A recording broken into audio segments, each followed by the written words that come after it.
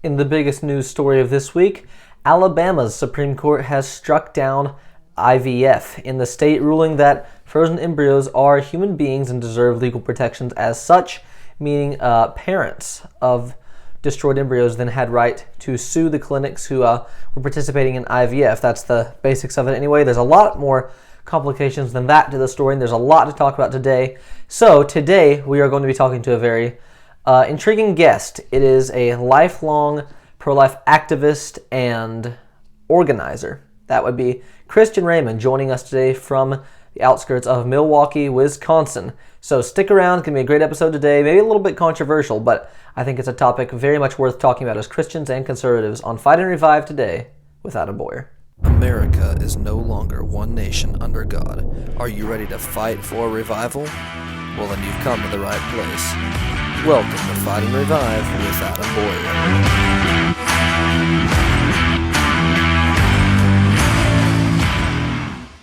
Christian, welcome to the show. Thank you for coming on. Awesome. Thank you so much for having me, Adam. Absolutely. I'm thrilled to be able to talk to you.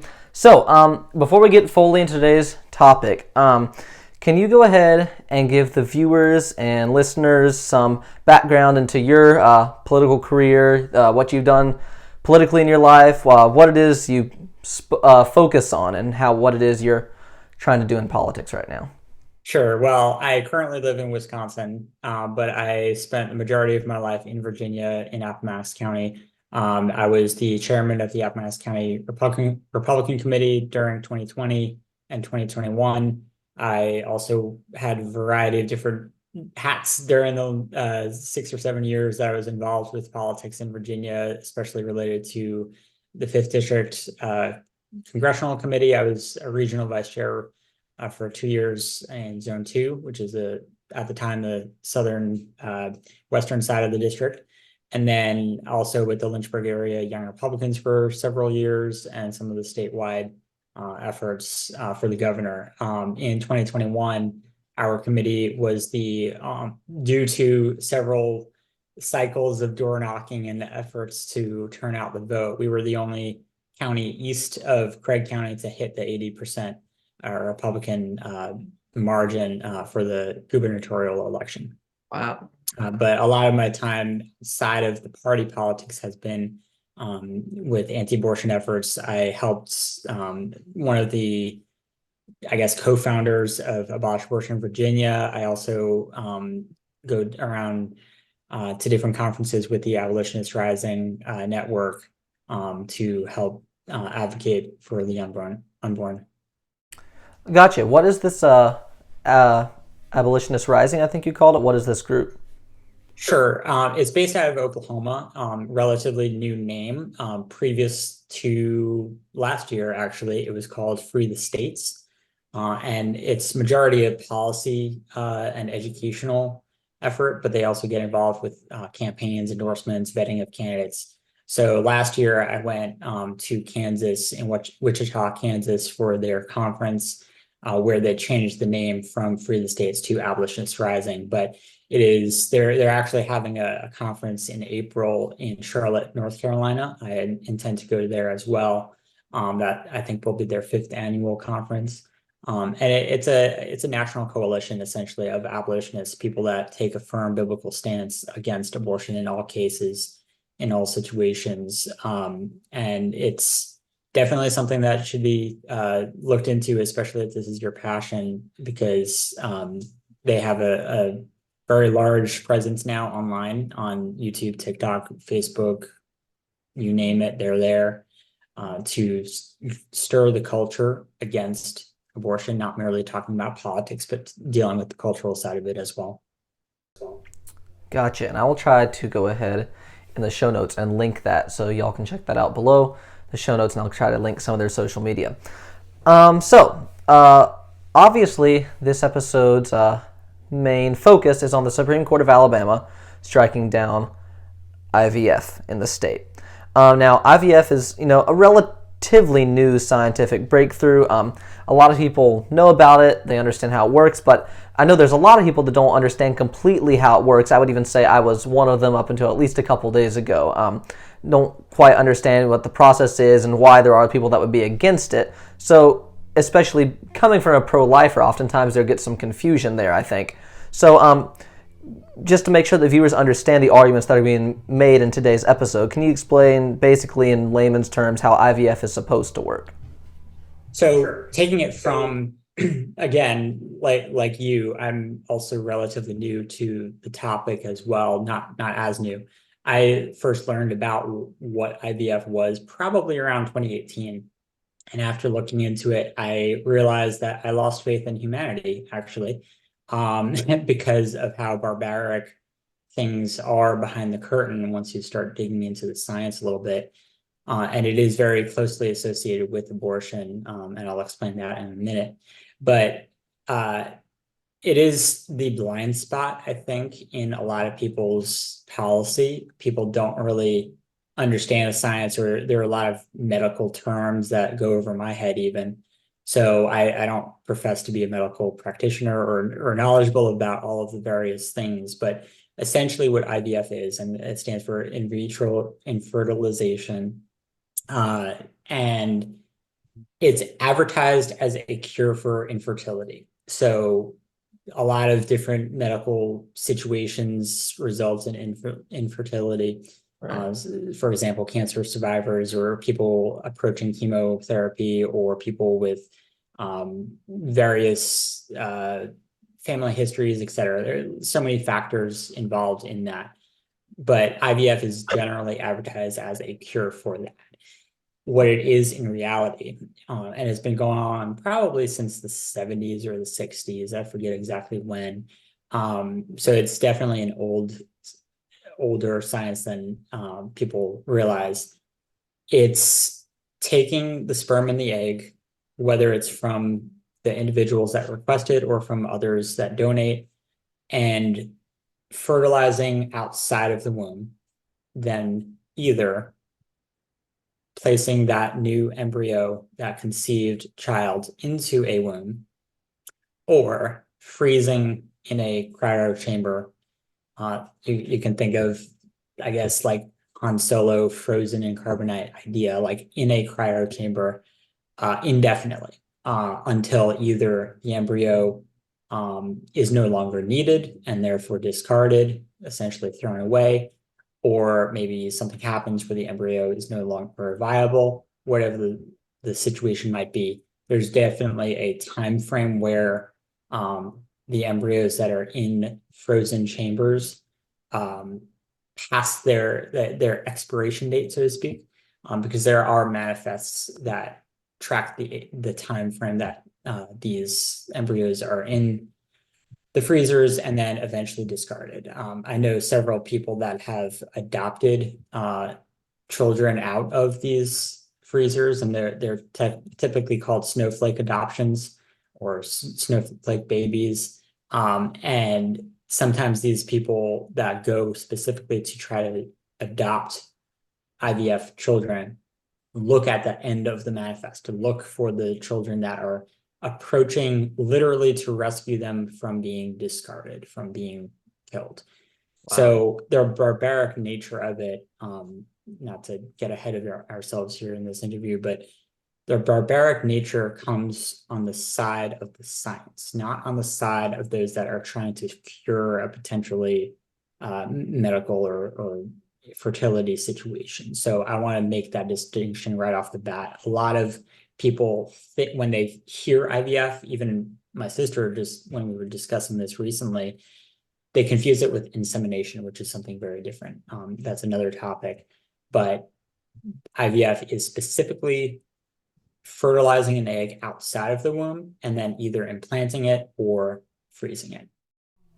Okay, so that makes sense. So with that said, how do I put it? I guess, so if that's the case, I think a lot of people fall on the side of almost an justifies the means sort of mentality, even if I think a lot of people don't even give a whole lot of thought into the means, so to speak, and the end is like, great, have more kids, fantastic, and that's kind of a conservative, rallying cry these days, is have more kids, which is great. I don't have anything wrong with that myself. But as I've discussed on the show before, actually, it's not necessarily just this goal we're working toward no matter what. Like this is the ultimate prize or something. And it's certainly not a scenario where the ends, no matter what, just justify the means. That rarely ever is the case, if ever, and it certainly is not here. So with that said, being a person who has, life from conception, no exceptions, individual, what are the problems with the practices of IVF that lead you to have a problem with it and find it immoral? And that's a good way of putting it. A lot of people do get confused about the ends justify the means argument, and that's not necessarily where I or other abolitionists would take problem with IVF specifically, but just to give you the picture a little bit more graphically, not to make anyone depressed, but I'm going to quote just a couple lines from one of the Abolitionist Rising articles that they did. That is one of the things that I posted on Facebook as well. Their article is called Death to IVF, and you can find it on their website as well. But they describe the means of IVF. What happens behind the curtain, so to speak.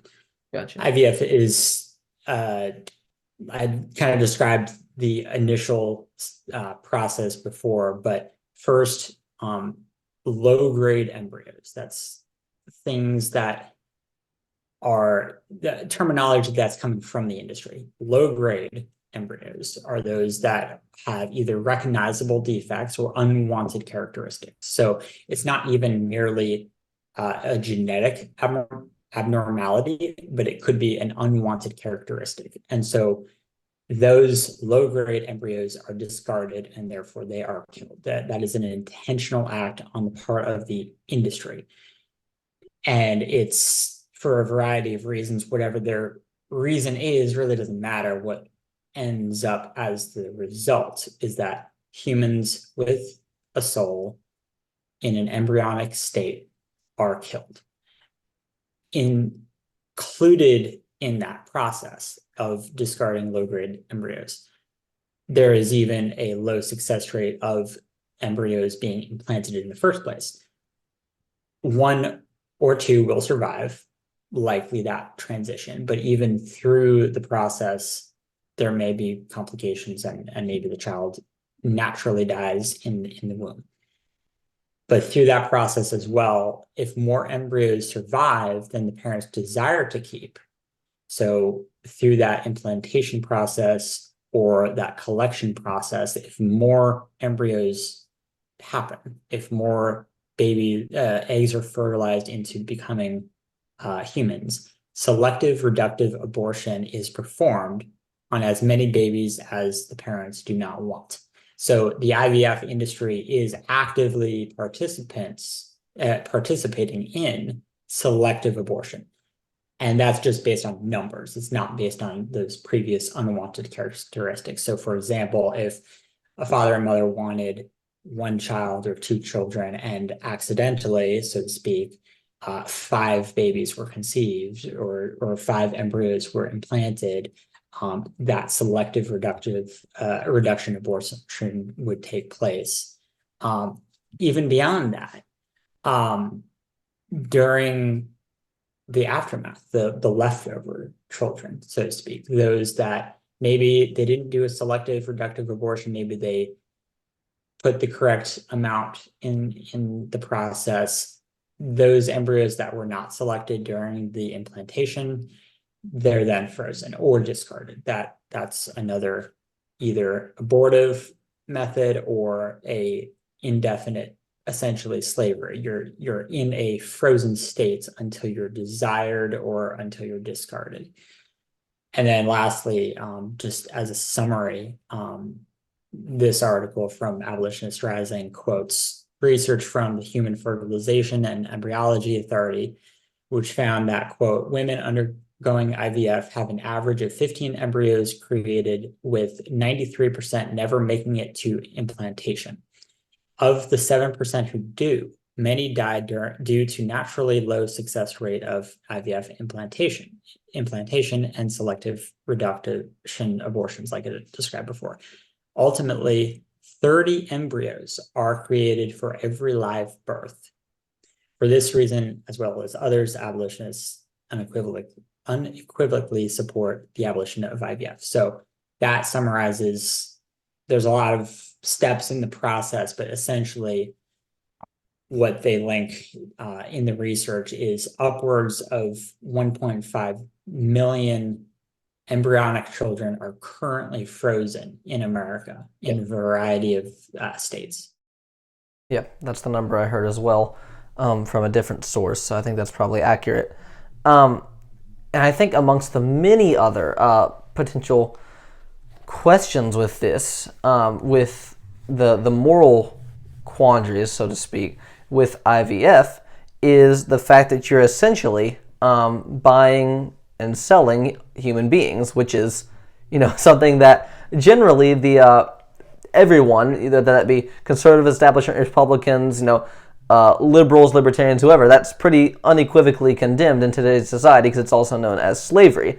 And the buying and selling of human beings is not generally very well looked upon. But for some reason, as we've seen with, all things related to abortion, that is for some reason, because someone's not born yet, somehow that person's just not a human being and it doesn't count. And of course, it's one of the simplest abortion arguments, but I think one of the most persuasive, I guess, one of the most meaningful is still, okay, so if the child, almost all, even the most radical Democrats will agree that a baby isn't just suddenly alive once it's outside of the mother. There's no logic in arguing that. But in that case, at what point does it become a human being? If it's never a human being, then, how does it just magically become a human being outside the womb? And if it is always a human being, how is it right to kill it? And if it's one of, kind of a mix of those, where does it start to become a human? And generally you won't get a straight answer on that, because they can't really give a straight answer on that, because the science isn't clear, though it's very obvious life begins from conception. That's the only logical place to start. So if there's anything else you want to add to that, you can. If not, we'll go ahead and move on. I think you made a really good point there, because two points, actually. One, everything is done on the altar of science. Science is like this personified deity now these days, where if the child is discarded for science, therefore it's somewhat good, because science needs that sacrifice. And so in this case, it's also the altar of fertility. And if you look in any of the ancient pagan cultures, they always had a goddess or multiple goddesses and gods of fertility. So that comes from a very theological perspective, not so much political, but it's very true that we have this culture now where these ideals of science or fertility or whatever the situation might be, sorry for my bluntness, but to hell with everything else. Nothing matters beyond that. So we can sacrifice, we can discard 1.7 million children that are not even past the embryonic stage, because it's for science, it's for fertility, or in that case, it's just for science. But then to your second point of just this idea of at what stage is a human, again, the science has changed over time, and it used to be fertilization. Now people say conception, which typically, if you say life at conception, you're not wrong. That is a correct thing to say. But in the actual medical scientific textbooks of my generation and prior, they shifted that age, where somewhere along the line, conception now is a couple days after fertilization. So they conflated the terminology, essentially, where conception might be implantation, like when the embryo gets to the womb. or it might be before that. We don't really know. But it's a few days after, essentially.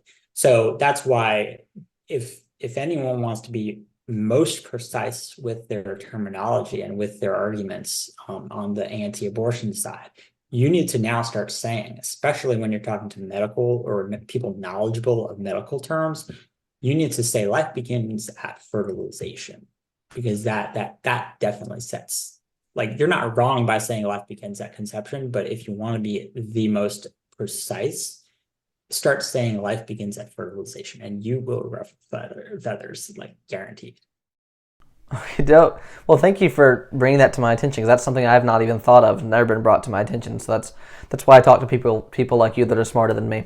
So this is a hotly debated topic, obviously, but it seems that most Democrats want IVF to continue in order to use it as a political issue, because if they can get Republicans to say, the Republicans that, even the most radical ones, so to speak, most Republicans aren't this way, but even the ones that say life begins at conception, if they can catch them defending IVF, well, then they can then attack them, because they're saying, well, you say that's a human being, and you're saying it's all right to keep human beings locked away in a freezer for as long as needed.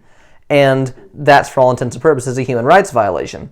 And if Republicans side with the Supreme Court of Alabama and say IVF is bad, or we should at least slow it down and maybe consider the morality of it, then the Democrats will attack the Republicans for that, because, oh my goodness, that's certainly unacceptable. So, as for the Republicans, and the establishment has been largely defending IVF so as not to lose political support, and then not so much on the political side of things even, but even the pro-lifers, the true conservatives, a lot of them have also come out in support of IVF, basically making an ends, more babies, justify the means, the process that go into making IVF work.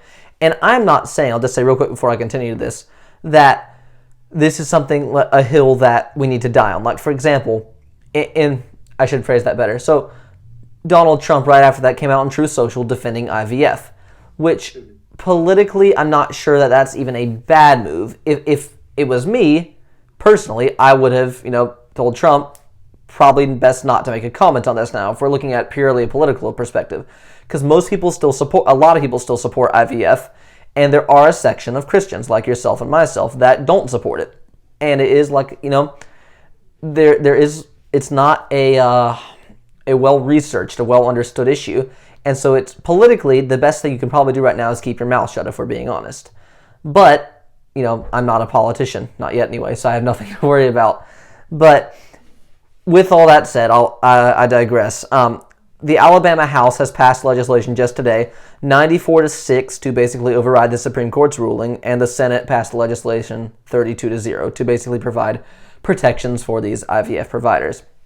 So, where do you see the fight over IVF going in the future, and what do you think the path is for conservatives such as yourself and myself to who disagree with it? What do you think our path is going forward, as admittedly it is a very tricky and nuanced political issue? So I will tackle that in a multifaceted answer, putting aside Trump's comments completely for now. But I will come back to that.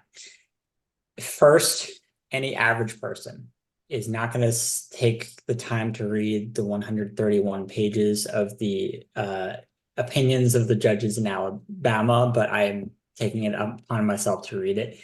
What I would encourage people that do want to read at least part of it, read the Chief Justice Parker's comments, his concurring arguments.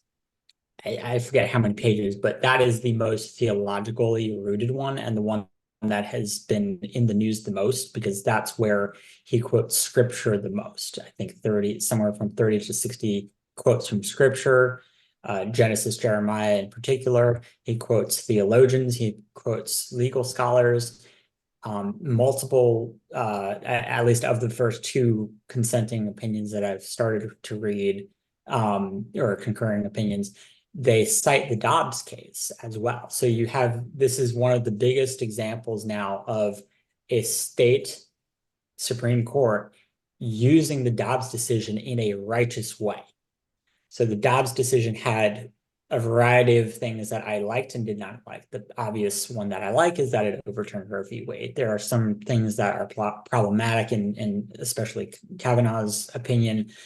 That's another topic for another day. But in this example in Alabama, they use Dobbs to say that IVF is a violation of the state law as well as federal precedent. So specifically to their state laws, they're basically saying that the practice within the context of the case and all the particulars and all that, IVF was a violation of, I think it's called the Defense of Minors Act in their state. So essentially what they did was they said not only pre-born children, but children outside of the womb that are not yet born, essentially embryonic children outside of the womb, are protected by our Defense of Minors Act. That's essentially what they did. And so what that did from the legal perspective, I guess, and I'm not an attorney, but from my understanding of it, from a legal perspective, what they did was they applied the law to all humans equally across the board. And that is essentially what abolitionists are trying to do. I'm not going to say that any of the justices in this case are abolitionists, but essentially what they did, or what their intent might be, is what abolitionists are fighting for, where the laws that are on the books, in this case, it's not the law, but the opinions of the court, apply the law equally in all contexts and to all people. So no immunity, no qualified immunity for the parents or the scientists or everyone's equal under the law, as are the pre-embryonic and the preborn children. So you then, to your point about politically where do people stand, especially conservatives, you have Trump saying this is a good thing, or IVF is a good thing. The Alabama State Supreme Court's doing a bad thing. Trump was one of the people that said that the Alabama legislature needs to essentially support IVF and defend it. And again, I don't know what Trump knows or does not know as far as the differences between IVF and insemination. I think he's a very intelligent guy, so I'm just assuming that he does know all of the differences and all the particulars better than I even.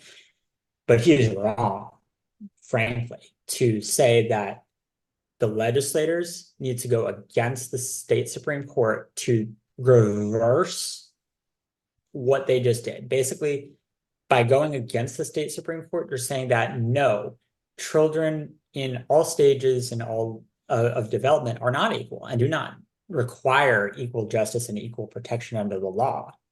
You're saying that even though the goal is cure infertility and have children, what you're saying by telling the legislators, and this is what Trump did, telling the legislators to go against the Supreme Court and codify IVF, you're saying there are some children not worth protecting. And that might be an oversimplification, but that in a nutshell is what is going on. And that is what the debate is. And so the distinction between Republican, Democrat, even pro-life, pro-choice, conservative, liberal, the lines are blurred now, because the fundamental argument is not about abortion or IVF. It's about, how do we apply the law properly? What is the jurisdiction of the legislator to defend life as well? Because it was a state senator who was a Republican, I believe, who submitted a bill to essentially defend IVF in Alabama, like the day of or the day after. And Alabama's generally a Republican state. Everyone knows this. Right. And they're overwhelmingly siding in support of IVF. Maybe some of it has to do with the misconceptions or lack of knowledge or all that. But what does the Bible say then? Slow to speak, slow to wrath. Like, learn things before you make a hasty decision. So from, again, going back to an abolitionist perspective, we're not saying abolish IVF, end all the children. No, we're saying stop the practice, save all the children. So to the extent that you can adopt or preserve the life of those that are frozen until they can be born, do so. But stop adding to that supply. Stop killing children in the process.